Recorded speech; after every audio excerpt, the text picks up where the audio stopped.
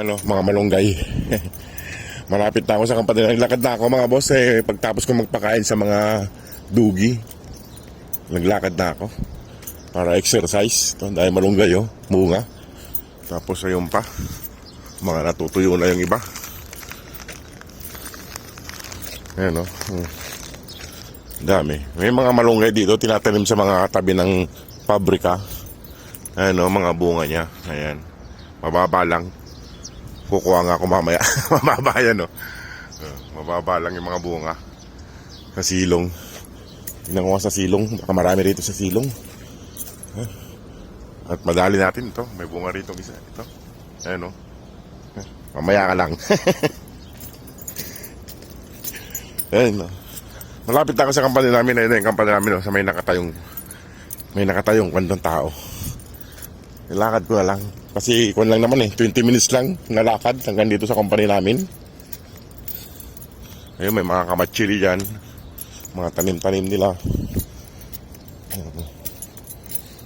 Industrial area kami mga boss. Malayo kami sa mismong bayan.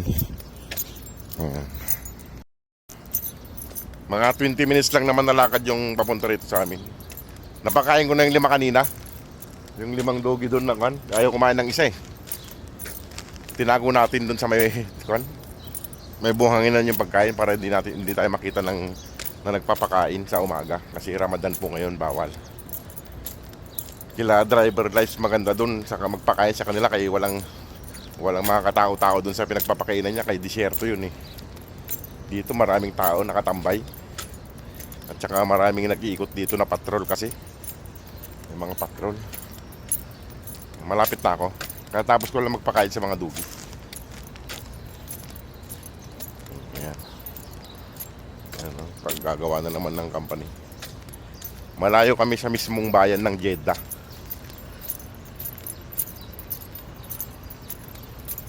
Ito ay papuntang Jaysan to. Papuntang Jaysan. Malayo sa mismong bayan.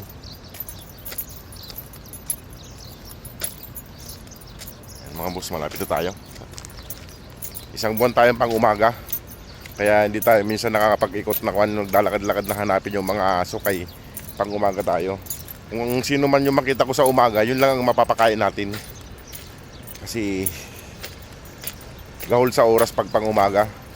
Sa hapon kasi nagigising ako ng 4 kaya nakakapag-ikot ako para sa kanila. Nahanap natin yung iba. Pero sa umaga, kung sino man makita natin malapit dun sa accommodation, yun lang po ang napapakain natin. Ayan na yung company namin. Ito. Sige mga boss, maraming salamat. God bless po sa inyong lahat.